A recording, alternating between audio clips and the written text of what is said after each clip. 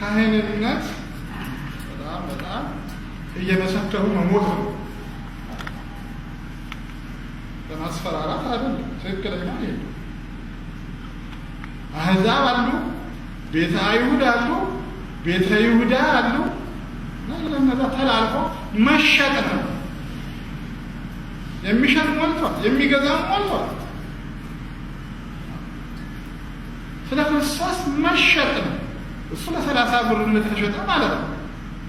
ባርኮት አለ።